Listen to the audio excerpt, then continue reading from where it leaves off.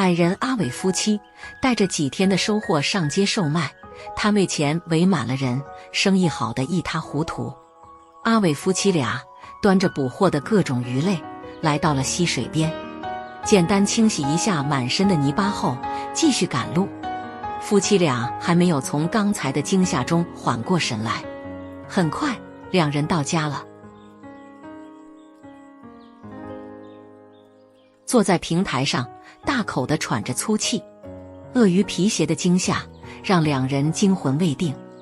短暂的休息后，夫妻俩去河边洗一下满身的泥巴。院子里清澈见底的池塘里，红鲤鱼们正在悠闲地游着。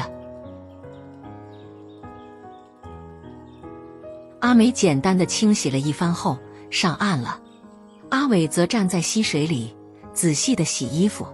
细腻的淤泥会进入皮肤的纹理，没有几天的时间，淤泥的味道不好清除。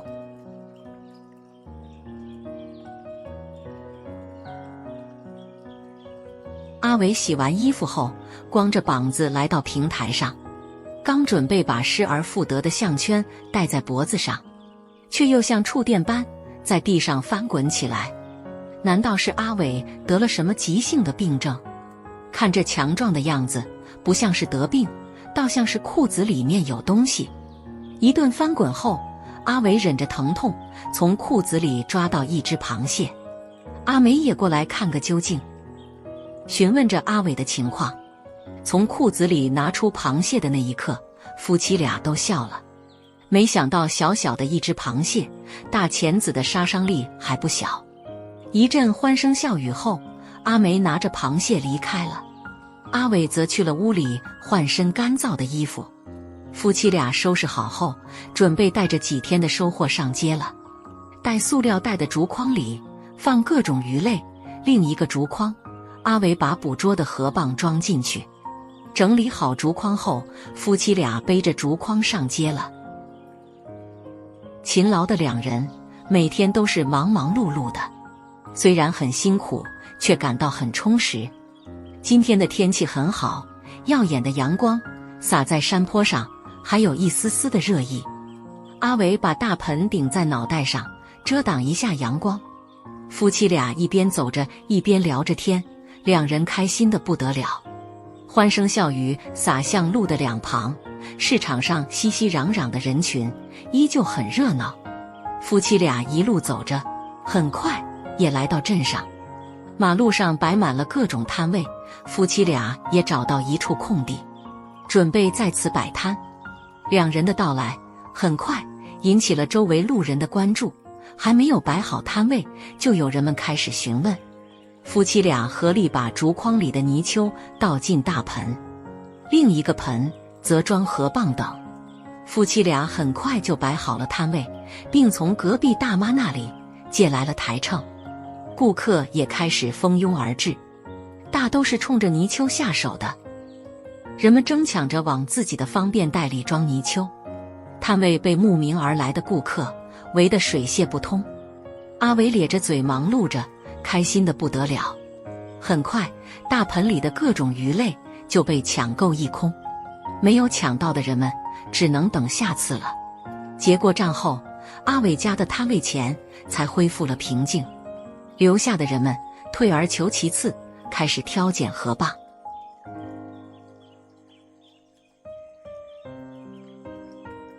一顿忙碌后，阿伟家的2个大盆都卖空了。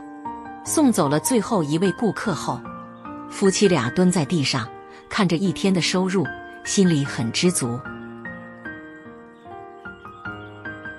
阿伟把台秤给隔壁大妈送过去，夫妻俩收拾起装备，准备回家了。市场上的人群依旧，却已经和阿伟夫妻俩没有任何关系了。天渐渐地黑下来，此时小竹正在院子里和二宝玩耍，新买的婴儿车也派上了用场。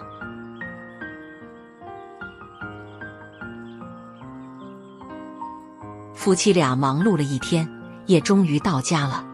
看到夫妻俩回来，二宝开心地鼓掌。几天不见，二宝长大了不少，一家人开心得不得了。阿梅抱着二宝，一家人往阳台上走去。借助着微弱的月光，阿梅带着小竹和二宝来到阳台上坐下，在夜色中观察一下池塘里的鱼儿们。有了小竹的看护，每次出门，夫妻俩都比较放心。勤劳的阿伟则来了厨房里，开始为一家人的晚餐忙碌着。对于阿伟一家来说，这又是充实的一天。阿伟夫妻俩又把长期不用的平板车开了出来，看样子又要有大工程了。美好的一天开始了。清晨起床后，阿梅带着2个孩子在池塘边玩耍。难得阿梅有空，陪着2个孩子看会儿鱼。小竹不断地往池塘里投喂饲料，水面上掀起一阵阵波澜。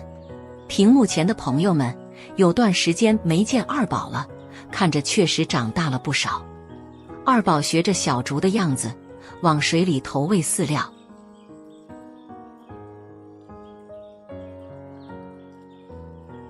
自从夫妻俩修建起这个池塘后，一家人终于有了休闲的地方，有事没事都在池塘边看看。闲不住的阿伟继续忙着手里的活，把竹筐捆扎到28大杠上。二宝长大了，也开始变得调皮起来，这让阿梅都有些无奈。出于对孩子的溺爱，阿梅还是由着二宝，尽量满足他的要求。当然了，太出格了也不行。小宝再走几步就要掉进池塘里了，阿梅只得把二宝抱到阳台上。2只狗子傻呆呆地四处张望着，不知道该干点什么。短暂的放松后，夫妻俩来到了车棚里，准备把家里的平板车修理一下，一会儿也好拉出去干点活。夫妻俩前拉后拥，把平板车拖到院子里。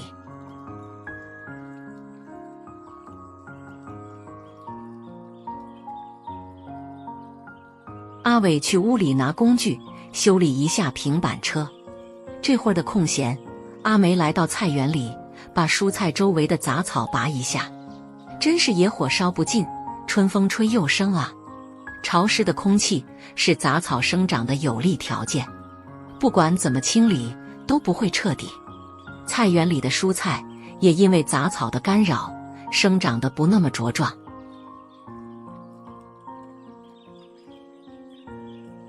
阿伟拿来了工具，开始把平板车的车斗修补一下。这平板车用的时候不多，不过只要是用到它，那就是大工程。阿伟用木条把车斗里镂空的地方填补起来。一顿敲敲打打后，阿伟把平板车修补得差不多了。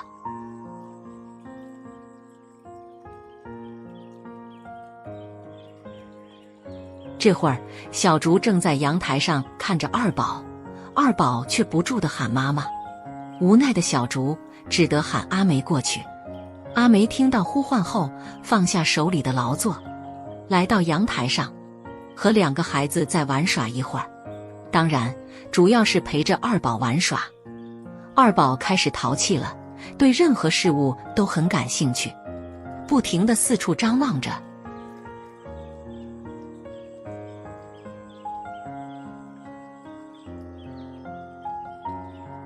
池塘里，河水清澈见底，红鲤鱼们自由自在地摆动着肥硕的身躯。眼尖的朋友，有没有发现池塘里有一条半米长的大鱼呢？安顿好二宝后，阿梅离开了，让小竹照顾着二宝。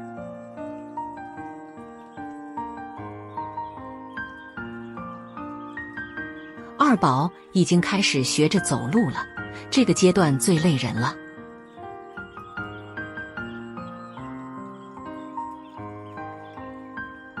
阿梅来到平板车附近，看一下阿伟的进度。阿伟已经仔细地检查过了，该修补的地方全部修好了。阿梅取来了绳子，准备绑在车把上。看着架势，工程不小。阿伟把绳子捆扎在车把上，这样方便掌握平板车的方向。阿美也拿来了斗笠，一切准备妥当后，夫妻俩出发了。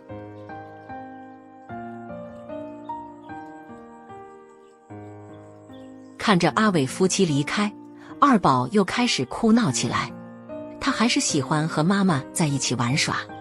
阿伟拖着沉重的平板车来到了附近的山坡上，秋季正是果树成熟的季节，夫妻俩准备收获一些果实，拉到市场上售卖，希望夫妻俩能满载而归。矮人阿伟夫妻俩在山脚下采收柚子后，正拖着平板车下山，碰到了久未蒙面的好邻居阿强。热情的阿强给夫妻俩说了一个采收柚子的好地方。这天上午，阿伟夫妻拖着平板车一路坎坎坷坷，终于来到了一棵柚子树下，准备采收些柚子拉去售卖。这棵柚子树非常高大，树下的两人显得格外渺小。夫妻俩抬着头仔细观察着树上的果实。柚子树因其果实味美、营养丰富以及具有一定的观赏性，受到各地人民的喜爱。树上的果实不少，一番观察后，阿伟准备上树采摘。就阿伟这爬树技术，没有阿梅的辅助，说什么也爬不上去。最终在阿梅的协助下，阿伟爬上了树杈。不过阿伟的体重站在树上很有优势，一般的枝条都能承受住。在此也是提醒屏幕前的朋友们，攀树木有坠落的危险，一定要注意安全。阿伟小心翼翼地往树梢移动，只为了采摘成熟的柚子。由于平时没有给柚子树施肥，结出的果实显得很粗糙，外表很难看。柚子不仅是一种美味的水果，还具有丰富的营养和药用价值，适合各类人群食用。末梢处的柚子，阿伟还是摘不到，需要借助工具。阿梅去了附近的荒地里，找了一根干枯的树枝。由于没有带柴刀，阿梅只得徒手清理掉多余的枝干。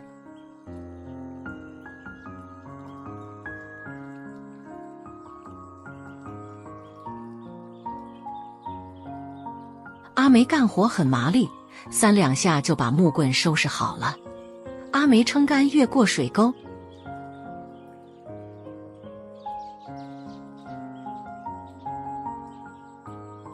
把木棍交给树上的阿伟。拿到木棍的阿伟终于可以大展拳脚了，对着成熟的柚子一顿敲，地面上下起了柚子雨，让阿梅忙得不可开交。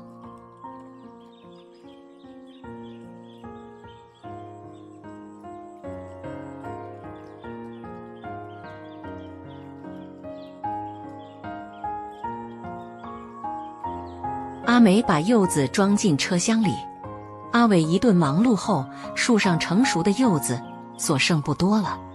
阿伟扔下木棍，从树上下来，幸好阿伟皮糙肉厚，不然可能磨破手脚。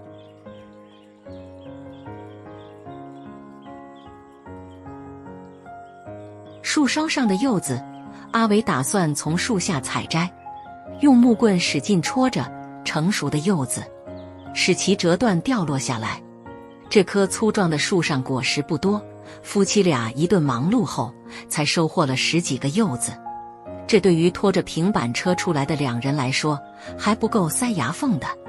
夫妻俩拖着平板车，继续在树林里穿梭。不过，这笨重的平板车不适合走山路，夫妻俩驾驶得很费力，一个大坑让平板车寸步难行。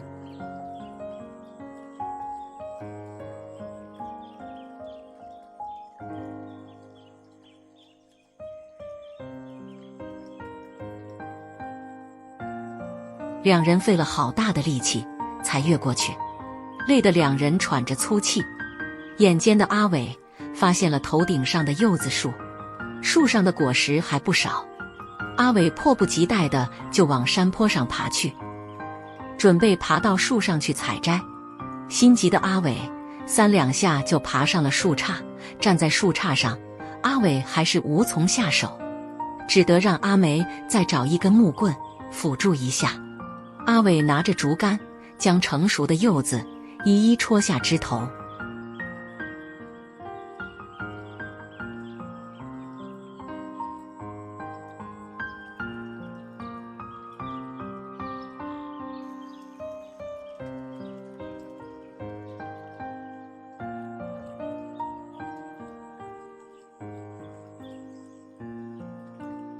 阿梅在树下负责把掉落的柚子收到车厢里。阿伟一顿忙碌后，树上的柚子所剩不多了。真是一回生，两回熟啊！阿伟熟练地从树上滑了下来。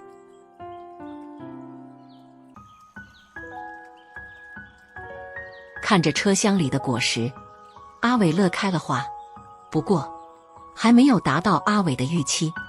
夫妻俩拖着平板车继续往前而去，这里的道路比刚才的地方平坦多了，夫妻俩走得很轻松。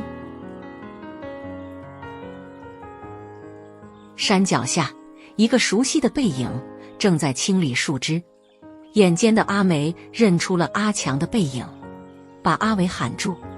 阿伟两眼昏花，滑稽的一点点靠近，终于认出了阿强，就是曾经帮助自己搭建平台的邻居阿强。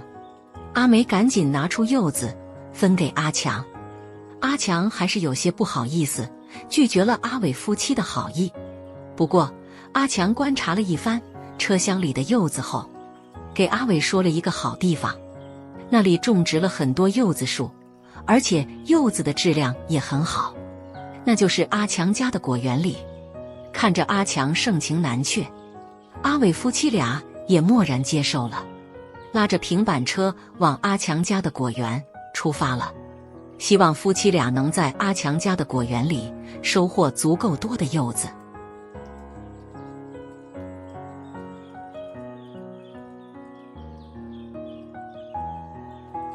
真是太好了，阿伟夫妻俩又上街售卖柚子了。平板车旁围满了顾客，让夫妻俩忙得不可开交。中午时分，夫妻俩沿着马路一直走着。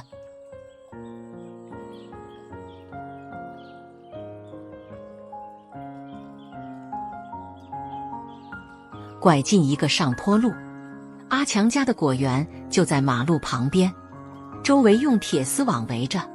夫妻俩找了一块空地，把平板车停下，然后掀开铁丝网，进入果园里看看情况。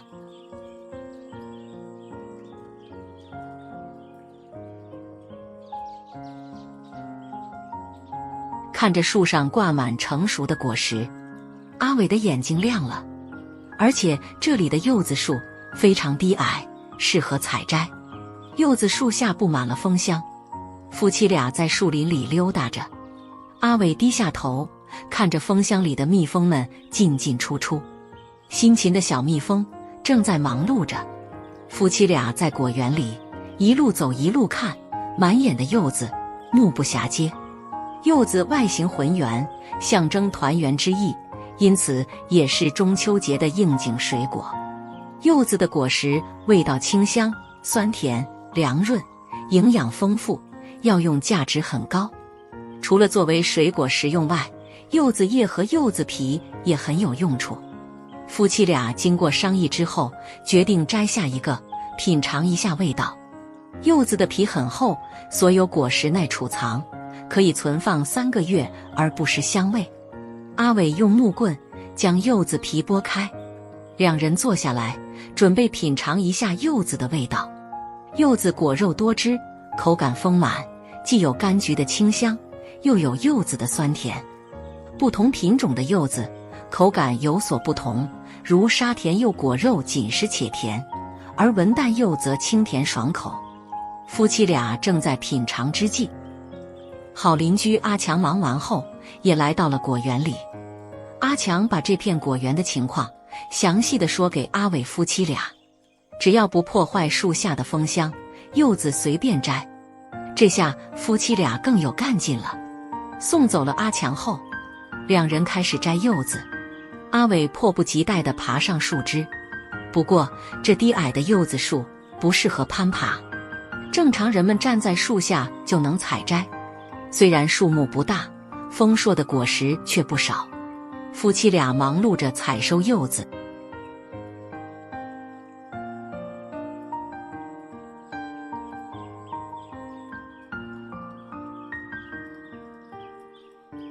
树下的小蜜蜂丝毫没有受到影响，依旧辛勤地忙碌着。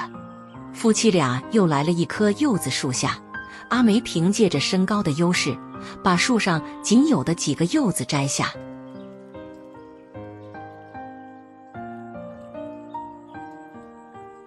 夫妻俩在果园里穿梭，找寻成熟的果实。阿伟照着阿梅的样子站在树下采摘，身高的差距让阿伟只得连蹦带跳地采摘。夫妻俩把采摘下来的柚子归拢到一处，然后利用周转箱把柚子运送到平板车上。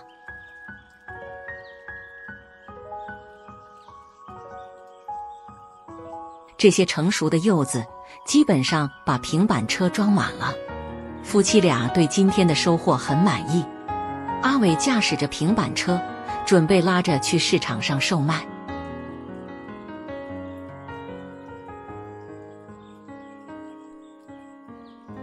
阿伟在空旷处掉了个头，夫妻俩拉着满满一车厢的柚子往镇上出发了。夫妻俩一路没有停着，很快就来到了宽阔的马路上。一位骑摩托车的小姐姐看到了满车厢的柚子，拦下了阿伟，准备挑拣几个。热心的阿伟夫妻把平板车拉到一处空地，然后把平板车固定住。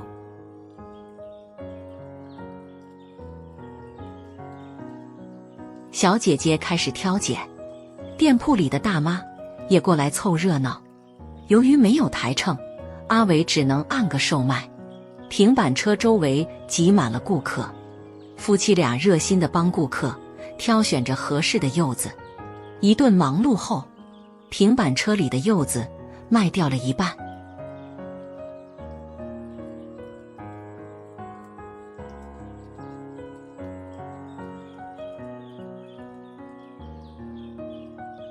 最后一位顾客结过账后，阿伟把收入交给家里的财务保管。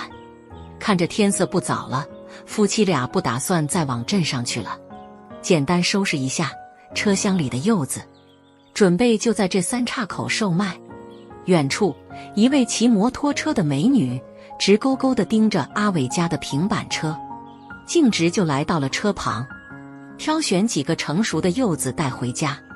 该说不说的，夫妻俩选择的这个地点位置不错，在此经过的人们一眼就能发现路边的平板车。夫妻俩价格也很公道，比市场上的柚子便宜许多。这位美女挑选了2大袋子，结过账后就匆匆离开了。